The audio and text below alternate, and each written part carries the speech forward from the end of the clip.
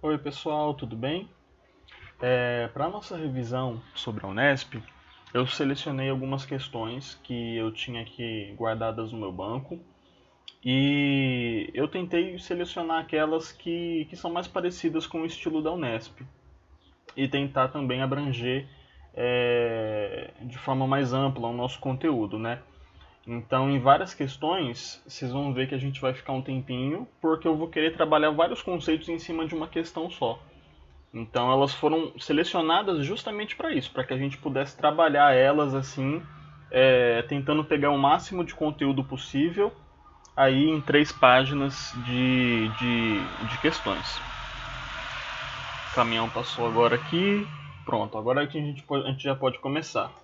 É, Vamos falar um pouquinho sobre capitalismo e sobre modos de produção, né, dentro do sistema capitalista. Essa é uma questão da UERJ bastante famosa, inclusive. Eu sei de vários livros que tem essa questão das geladeiras e tudo mais.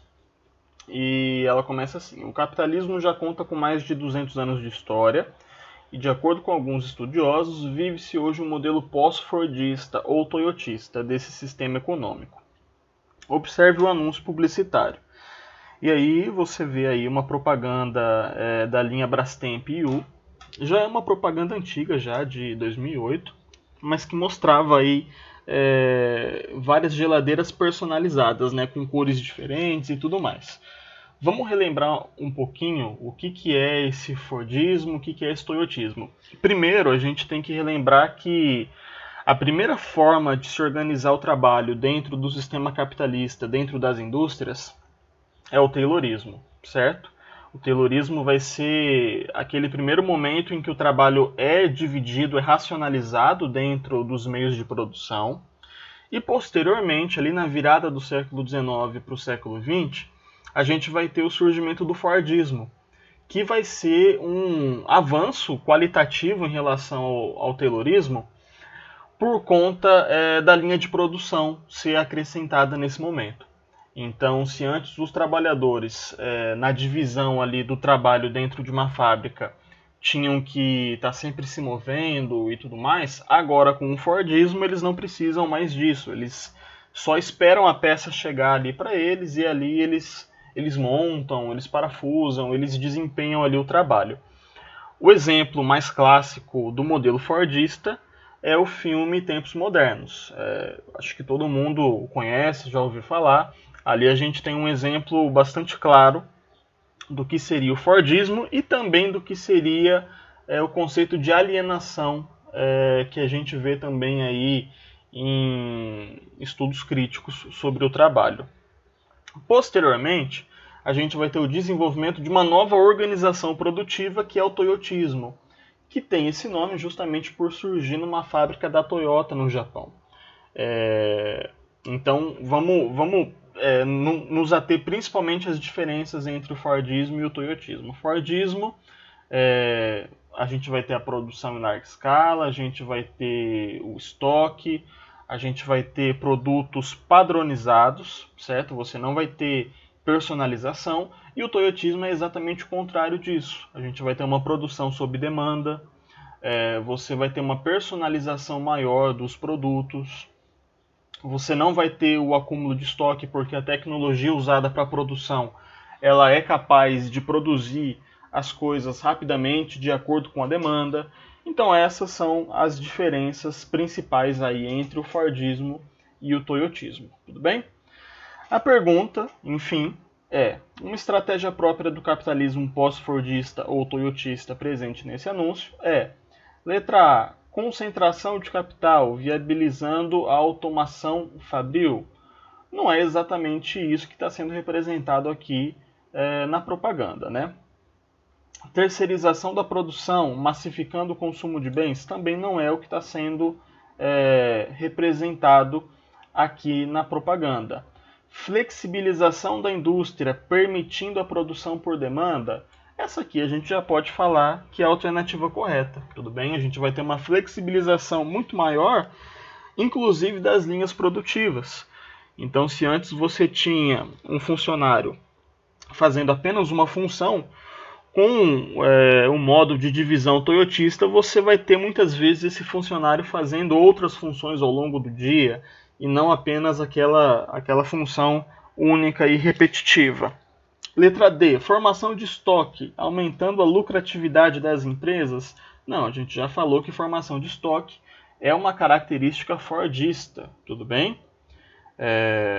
Então, essa questão aqui a gente deu um apanhado geral sobre aqueles 3 modelos de organização do trabalho no sistema capitalista, tá certo?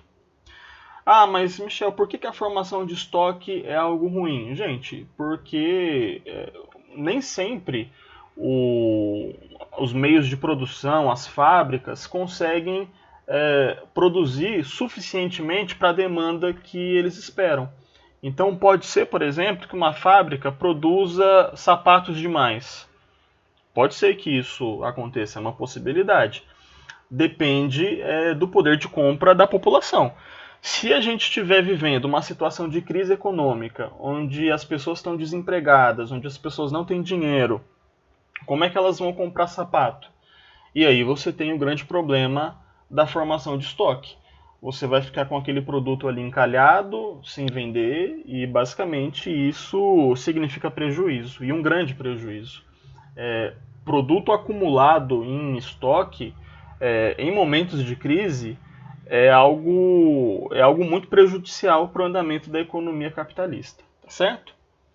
Bom, agora vamos para uma outra questão da Federal do Rio Grande do Norte. Então deixa eu marcar aqui só a alternativa correta. Letra C, flexibilização da indústria e produção por demanda. Vamos para a Federal do Rio Grande do Norte. E é uma questão simplesinha, mas que a gente tem que relembrar alguns conceitos que talvez aí tenham ficado perdidos. No contexto da globalização, uma tendência crescente é a formação de blocos econômicos regionais. Então, a globalização, como formação dessa grande selva competitiva, capitalista, de todo mundo contra todo mundo, em algum momento as nações começam a se aliar em blocos econômicos porque percebem que sozinhas elas não conseguem ir para frente nessa grande disputa que se tornou o sistema capitalista hoje em dia, tá certo? Então, a formação de blocos econômicos é uma resposta a esse processo inerente da globalização. Esses blocos apresentam diferentes níveis de integração. Um desses níveis é a zona de livre comércio, que se caracteriza pela... E aí, vamos dar uma pausa aqui, não vamos ler as questões ainda. Quando a gente trabalhou blocos econômicos, eu trouxe para vocês que existem 4 fases, 4 etapas, que são basicamente etapas evolutivas na formação de blocos econômicos.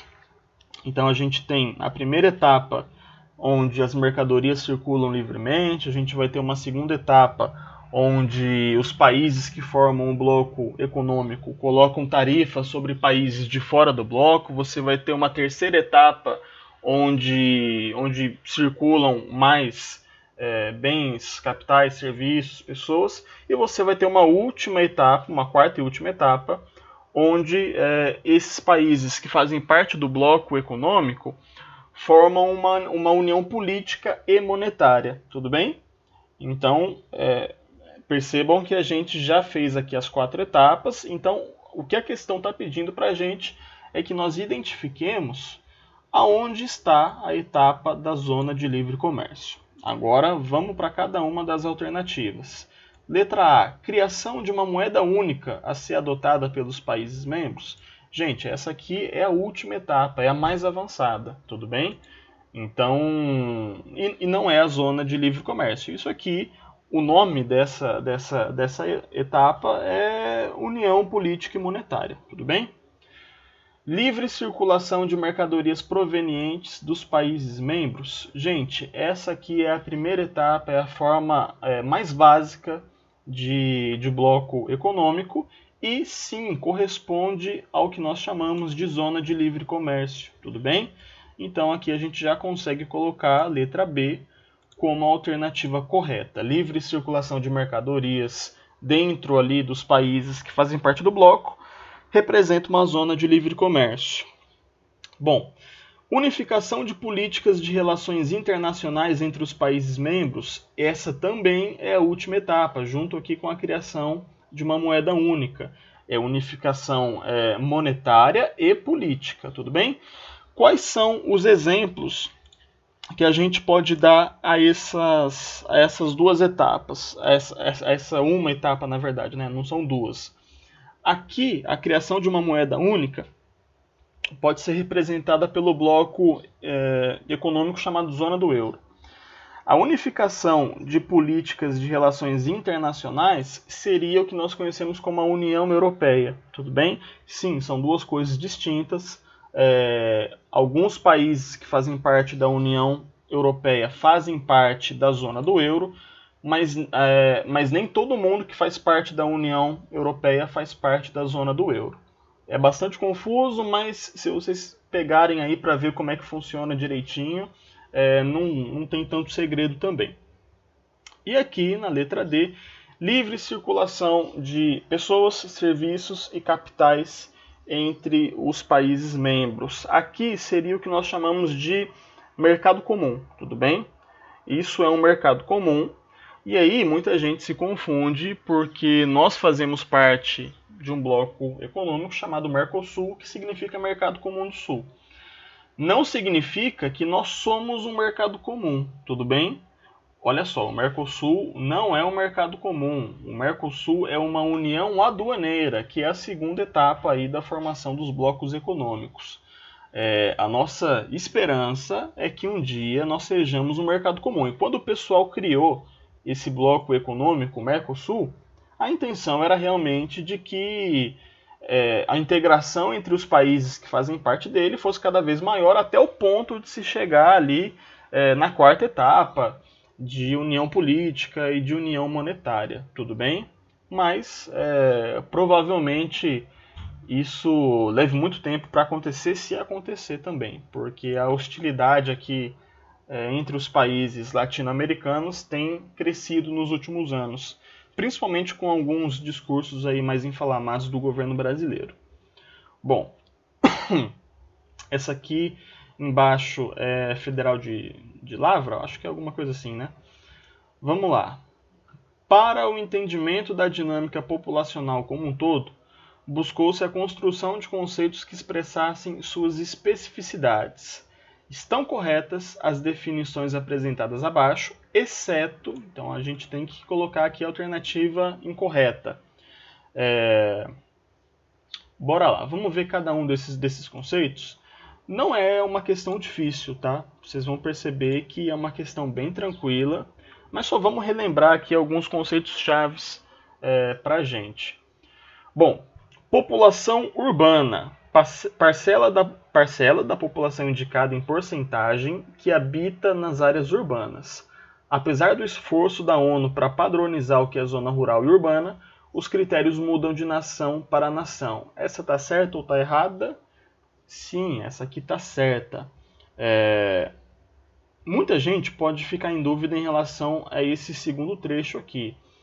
Realmente a ONU se esforça para que o mundo todo padronize o que é considerado rural e o que é considerado urbano, mas esse critério ele vai variar de país para país. Então aqui no Brasil existe uma discussão muito forte, porque hoje nós somos um país com a maioria da população urbana. Há algum tempo atrás a maioria da população brasileira era rural.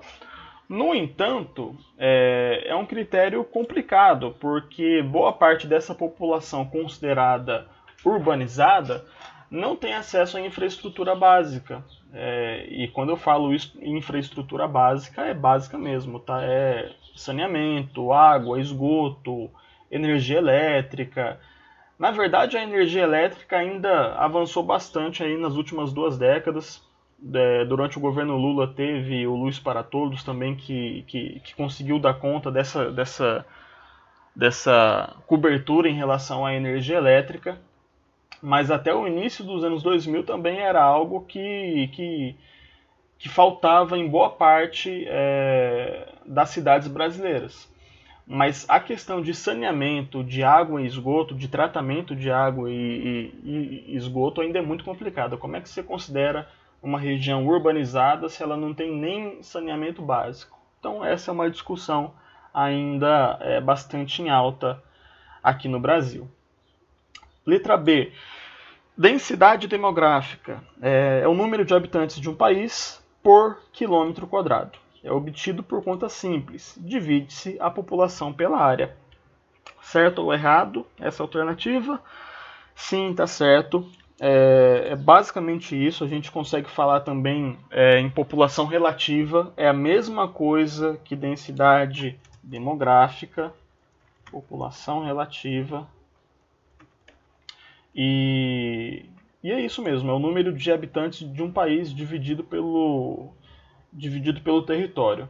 É importante a gente se lembrar sempre que o Brasil é um país com densidades demográficas muito distintas dentro do mesmo território.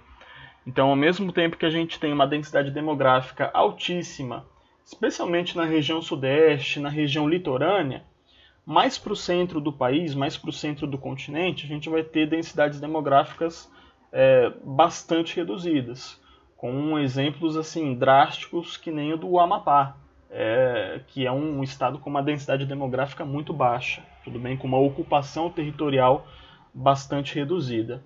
Então é importante a gente se lembrar disso porque a densidade demográfica ela é desigual e ela está relacionada ao nosso contexto histórico, à formação histórica do nosso país.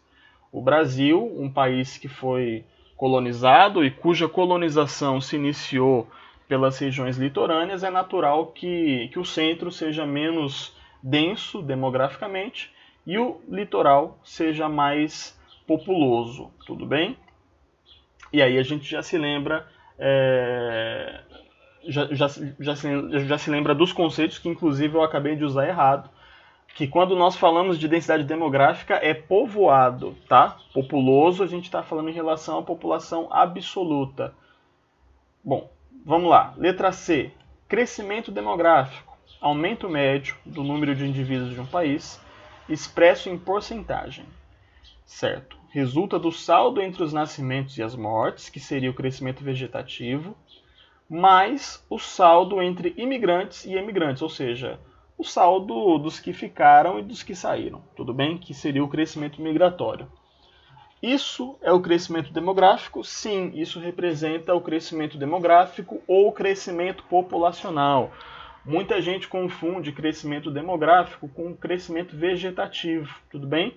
São duas coisas diferentes. Crescimento demográfico é o crescimento vegetativo mais o crescimento ou saldo migratório.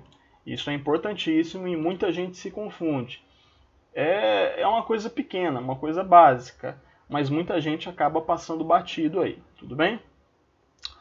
Letra D. Expectativa de vida. Estimativa anual dos filhos nascidos vivos que cada mulher teria durante o período reprodutivo, de 15 a 49 anos. Só entram nessa conta bebês nascidos vivos. O indicador reflete a tendência de crescimento ou queda da população do país. Tudo bem? Gente, expectativa de vida, é isso que significa? Não. Expectativa de vida é um conceito simples, bastante fácil, que é o tanto que a gente espera que a população viva. Tudo bem? Eu não sei qual é a expectativa de vida de homens e mulheres no Brasil hoje em dia. Deve estar em volta de 74 para homens e 76 para mulheres, não sei, não faço a menor ideia. Mas é um indicador simples que não tem nada a ver com o que foi colocado aqui, tudo bem? Então, do que a questão está falando? É dessa estimativa anual de filhos nascidos vivos que cada mulher teria durante o período reprodutivo. Algumas pessoas podem achar que a questão está falando de taxa de natalidade, e não, está errado, tudo bem? Não é taxa de natalidade isso aqui. Taxa de natalidade é outra coisa. Isso aqui que a questão tá trazendo para a gente é taxa de fecundidade ou taxa de fertilidade, tudo bem? É o número médio de filhos nascidos vivos que uma mulher pode ter durante o seu período reprodutivo, tá certo? Então, essa aqui é a alternativa incorreta, não é expectativa de vida, a gente já pode grifar aqui, letra D de dado. Pronto. Vamos agora para uma questão da FGV, também sobre demografia, tudo bem? As características demográficas de um país são dinâmicas e alteram-se ao longo da história, segundo diferentes contextos socioeconômicos. Recentemente, o IBGE identificou algumas mudanças no perfil da população brasileira, entre as quais a diminuição da população masculina em relação à feminina nas regiões metropolitanas, ou seja, aquelas densamente povoadas. E, por outro lado, o aumento da população masculina em relação à feminina em alguns estados das regiões Norte e Centro-Oeste, além de um envelhecimento geral da população. Tudo bem? Lembrem-se de que esse envelhecimento gradual da população é um dos principais argumentos nos últimos anos para a reforma da Previdência, que foi aprovada aí pelo Congresso Nacional e pelo governo brasileiro. Tudo bem? Olha, a gente tem uma população cada vez mais idosa, a gente não vai conseguir sustentar a Previdência, o regime de aposentadoria de todo mundo. Então a gente tem que aumentar aí a idade para que as pessoas se aposentem. Eu não concordo com esse argumento, eu tenho contra-argumentos em relação a isso, mas é importante que vocês saibam que esse aqui é o argumento-chave para as reformas da Previdência que foram realizadas não só no governo brasileiro, no governo Bolsonaro, como também lá atrás no governo Lula, tudo bem? A gente tem que colocar as coisas assim aqui de uma forma bastante honesta. Não é uma novidade para a gente aí a chamada reforma da Previdência. Assinale a alternativa que melhor explique pelo menos uma dessas alterações. Gente, comecem a ler as alternativas que eu vou tomar uma água aqui rapidinho e já faço com vocês.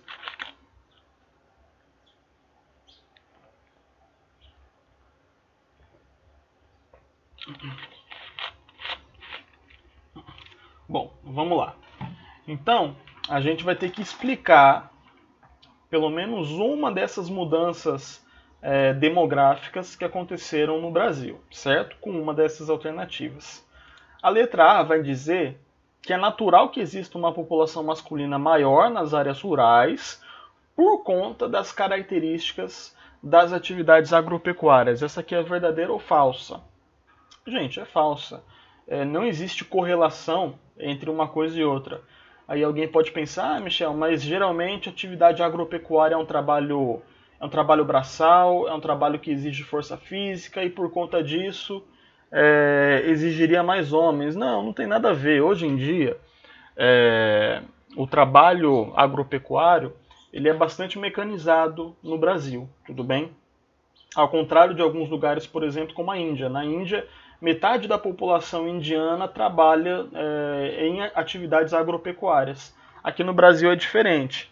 Aqui, essa é uma realidade que já ficou para trás. E não existe correlação entre isso de população masculina maior nas áreas rurais. Bom, letra B. O envelhecimento da população explica-se pela baixa qualidade de vida de que dispõe o povo brasileiro, em média. Gente, nada a ver, né?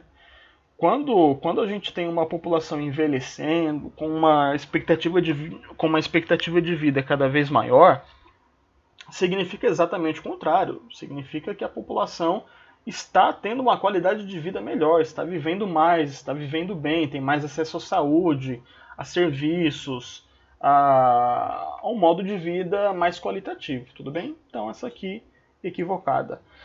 Letra C. Nas regiões Norte e Centro-Oeste, as más condições de vida afetam principalmente mulheres e crianças, o que explica o aumento proporcional da população masculina. Novamente, não existe correlação nisso daqui, tudo bem? Se a questão falasse, por exemplo, de crianças com uma taxa de mortalidade infantil maior em algumas regiões, aí tudo bem, mas não existe nenhuma correlação e essa alternativa não explica nenhum dos dados que a questão trouxe para a gente, tudo bem? Não faz sentido que mulheres morram mais que homens por conta das más condições de vida. Não existe correlação a isso, o homem não tem mais saúde que a mulher, tudo bem? Bom, agora letra D. A violência nas regiões metropolitanas envolve mais a população masculina, o que ajuda a explicar a diminuição proporcional dessa população em relação à feminina nessas regiões. Certa ou errada? Certíssima. Os indicadores de violência, o mapa da violência que é produzido todo ano aqui no Brasil mostra com muita clareza que os crimes violentos são praticados e as vítimas também são, em sua maioria, homens, tudo bem?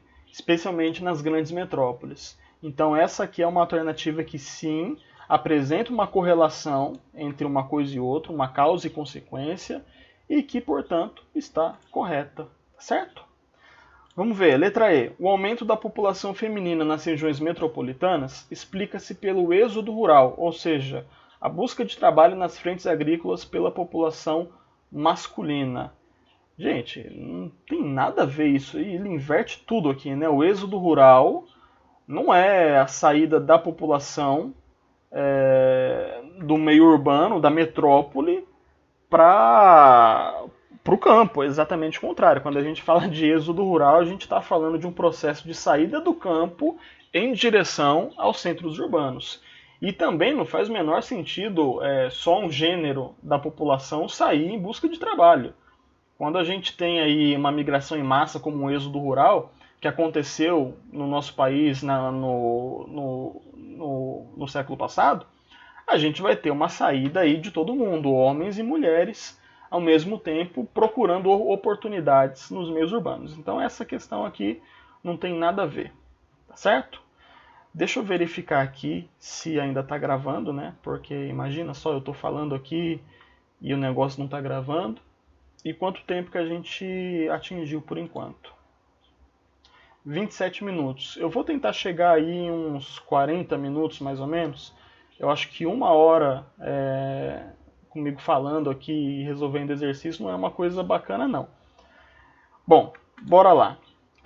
Essa é uma questão da Unesp, uma questão que tem muita leitura, ou seja, uma questão chata e que eu vou estar falando aqui e vocês vão estar achando um saco, mas por favor prestem atenção nisso, porque ela trabalha uma porrada de conceitos de uma vez só. São 5 conceitos aqui que ela vai trabalhar e que a gente já vai conseguir matar de uma vez, tudo bem? Então ele vai trazer urbanização, rede urbana, hierarquia urbana, polarização e metrópole. E aí a gente vai ter que corresponder um algarismo romano aqui como parênteses, certo? Bom, vamos ver. As aglomerações urbanas mantêm e reforçam laços interdependentes entre si e com outras áreas que elas atraem. Estas áreas que sofrem atração podem, às vezes, pertencer a regiões homogêneas diversas. Estas áreas criam um sistema urbano regional mais bem definido. Portanto, as regiões, de forma geral, nada mais são que recortes territoriais destas áreas. Bom, isso aqui pode ser rede urbana, pode ser que ele esteja falando de hierarquia urbana também, a gente pode forçar um pouquinho a barra, pode ser que ele esteja falando de polarização. Vamos ver a segunda alternativa, certo? A característica marcante da estrutura dos sistemas de cidades, que varia de acordo com seu tamanho, com a extensão de sua área, da sua área de influência espacial e com a sua qualidade funcional no que se refere aos fluxos de bens, de pessoas, de capital e de serviços. No esquema atual das relações entre as cidades, uma vila pode se relacionar diretamente com a metrópole nacional, ao contrário do esquema clássico, onde a vila se relaciona primeiramente com a cidade local, depois com o centro regional e, em sequência, com a metrópole regional e nacional. Gente, nós estamos falando aqui de hierarquia urbana, certo? Lembram que eu mostrei para vocês em alguma das aulas aí que existe uma hierarquia e que essa hierarquia, com a globalização, ela foi reconfigurada? Então, antes você tinha... você não não havia possibilidade de uma cidade um pouco menor que Bauru, por exemplo, Lençóis Paulista, se relacionar diretamente com a capital do estado. E hoje ela consegue fazer isso através dos meios de comunicação e dos meios de transporte. Tudo bem? Então aqui a gente já consegue colocar hierarquia urbana, número 3 aqui. Tudo bem? O processo vinculado às transformações sociais que provocam a mobilização de pessoas, geralmente de espaços rurais para centros urbanos. Êxodo rural, certo? Essa mobilização de pessoas é motivada pela busca por estratégias de sobrevivência, visando a inserção no mercado de trabalho, bem como na vida social e cultural do centro urbano. O que seria isso aqui? Isso aqui é um processo clássico de urbanização. Tudo bem? Olha só, urbanização, gente, pressupõe êxodo rural. Isso é importantíssimo. Então, a partir do momento que você leu isso aqui, saída de espaços rurais para centros urbanos, você tem que fazer a ligação automática na sua mente de que isso aqui representa êxodo rural. E se tem êxodo rural, tem urbanização. Não seria êxodo rural se a pessoa saísse do campo para um outro campo lá no fim do mundo, tudo bem? Só tem êxodo rural quando sai do campo para um centro urbano. Vamos marcando aqui, senão eu vou me perder com essas alternativas. Hierarquia urbana já foi, certo? Beleza, então sobrou essas daqui por enquanto: rede urbana, polarização e metrópole. O conjunto articulado ou integrado de áreas urbanas que cobrem um determinado espaço geográfico e que se relacionam continuamente. Olha só, nenhuma cidade vive por si só, tudo bem? Nenhuma cidade no Brasil ou no mundo é independente, assim como nenhum país também é independente. Todos os meios urbanos eles dependem uns dos serviços, dos capitais, dos bens dos outros. Então, esse conjunto articulado de áreas urbanas que se relacionam continuamente é o que nós chamamos de rede urbana. Tudo bem? Número 2 é a alternativa correta. Vamos para a última agora. O termo empregado para a cidade central de uma determinada região geográfica densamente urbanizada que assume posição de destaque na economia, na política, na vida cultural, etc. A mancha urbana é formada, geralmente, por cidades com tendência ao fenômeno de conurbação. Lembram o que é conurbação? Quando duas ou mais manchas urbanas se unem fisicamente, geograficamente. Vários municípios formam uma grande comunidade, interdependente entre si e com a preocupação de resolver os problemas de interesse comum. Isso aqui é a definição de metrópole, pessoal. Principal exemplo de metrópole que nós podemos dar, a cidade de São Paulo, ou a região metropolitana de São Paulo, que abrange não somente a cidade de São Paulo, a capital do estado, como também Osasco, São Bernardo, Diadema, que mais? Santo André, São Caetano, são diversas as regiões ali no chamado ABC Paulista e também um pouquinho fora, que formam isso que nós chamamos aí de região metropolitana, tudo bem? Todas elas em volta da cidade central, que é a metrópole de São Paulo. Tudo bem? E aí sobra pra gente somente... Peraí, eu já coloquei rede urbana também. Vamos marcar aqui. Eu coloquei metrópole. E aqui sobra polarização como a resposta da primeira alternativa. Então, olha só. Quando a gente fala de polarização, a gente está falando exatamente dessa relação de poder. Polarização significa isso, né? Poder. Entre regiões urbanas, entre cidades. Então, é inegável que, por exemplo...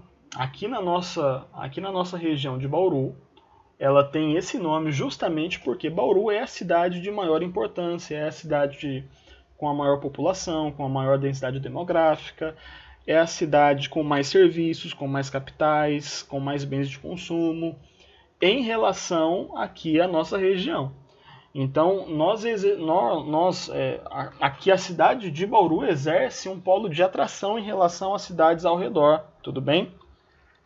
É muito comum que pessoas de cidades vizinhas venham para Bauru para estudar, para trabalhar, inclusive diariamente, fazendo aquele pêndulo urbano, né, que a gente falou nas aulas de migração. De migração. Então, 4, 3, 1, 2, 5. 4, 3, 1, 2, 5 é a alternativa C aqui da nossa questão. Tudo bem? Vamos agora para a última questão sobre... Eu quis trazer uma questão aqui sobre imperialismo, porque é algo que a gente fala no início do ano, mas que depois a gente fala também mais para o final. Deixa eu ver quanto tempo tem por enquanto. 5 minutinhos, 35. Beleza. Vamos lá, gente. Ao longo das idades moderna e contemporânea, o continente africano sofreu a colonização e o imperialismo europeu, também chamado de neocolonialismo, tudo bem? Lembrem-se que imperialismo e neocolonialismo são a mesma coisa. Apesar da resistência permanente, os povos africanos só conseguiram derrotar o colonialismo e o racismo com revoluções após a Segunda Guerra Mundial. Então, vamos pensar no seguinte, no contexto que se colocou após a Segunda Guerra Mundial. Os países colonialistas, como França, Portugal, Inglaterra, eles estavam todos destroçados, tudo bem? Apesar de França e Inglaterra terem vencido a Segunda Guerra, quem venceu de fato foram os Estados Unidos e a União Soviética. Foram os dois países que saíram vencedores porque França foi invadida pela Alemanha nazista, a Inglaterra ficou sitiada por grande parte do conflito mundial. Então, o protagonismo mesmo do conflito foi de União Soviética e Estados Unidos.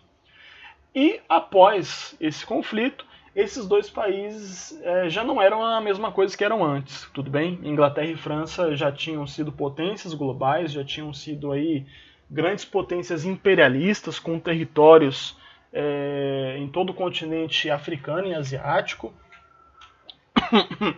E é óbvio que a gente não está remontando a um passado glorioso, porque imperialismo e colonização não tem nada de glorioso, tá? Esses dois países, inclusive, têm muito sangue nas mãos, talvez tanto quanto a Alemanha nazista, inclusive, porque o que eles cometeram em África e Ásia é o que nós podemos chamar também de genocídio, assim como os alemães cometeram com os povos eslavos, com os judeus e ciganos também no continente europeu, tudo bem? Então, sim, o que foi cometido em nome da civilização, em nome do progresso, em nome do avanço científico, foi um genocídio de povos africanos e asiáticos. A questão está falando só sobre a África, mas quando a gente pensa nesse contexto pós-Segunda Guerra Mundial, lembra da Ásia também, tá? Porque essas revoluções anticoloniais e antirracistas, elas são algo incomum tanto para o continente africano quanto para o continente asiático. Seja a Revolução Chinesa, seja a Revolução Vietnamita, seja os processos também no Sudeste Asiático, tudo aquilo envolve um contexto de emancipação anticolonialista. Bom, vamos lá para a questão agora.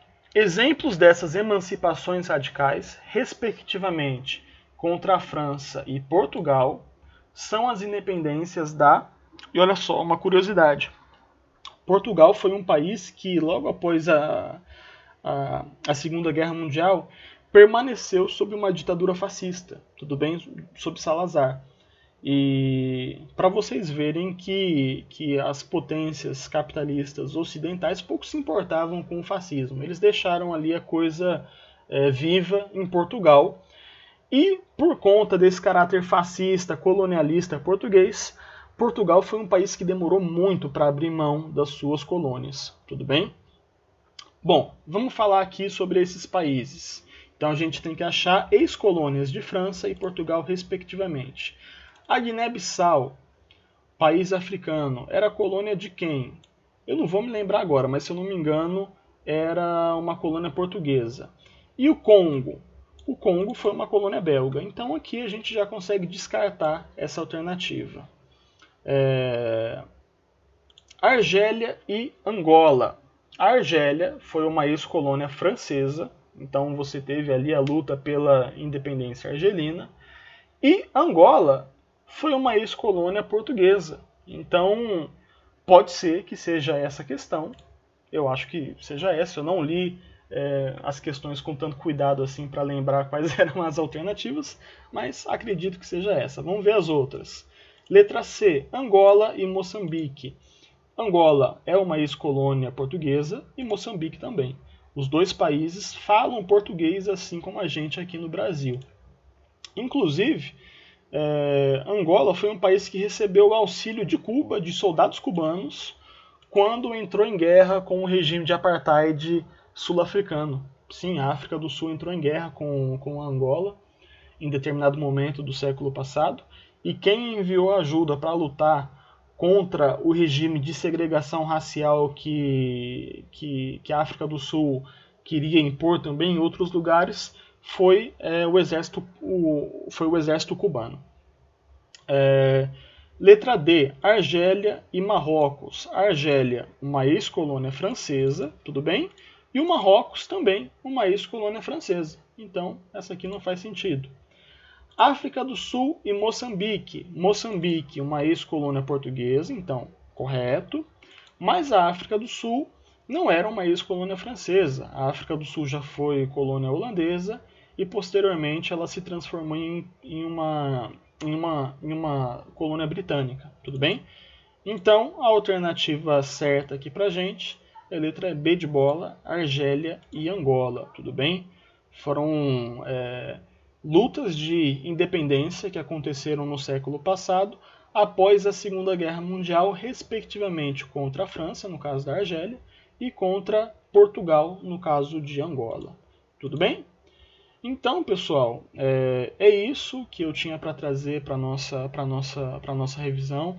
Eu espero que vocês façam uma boa prova, espero que corra tudo bem. A parte de geografia na Unesp, pelo menos a geografia política e a geopolítica, não costumam ser muito complicadas. É uma parte bem tranquila, na verdade. E tenho certeza que vocês vão conseguir aí lidar muito bem com essas questões. Tudo bem? É isso então. Qualquer coisa, o meu inbox está aberto para vocês. Podem me chamar aí a qualquer momento, que eu procuro ajudar na medida do possível. Tá certo? Um abraço, uma boa prova para vocês e fiquem bem. Se cuidem também, cuidem da saúde de vocês. Tchau, tchau, gente.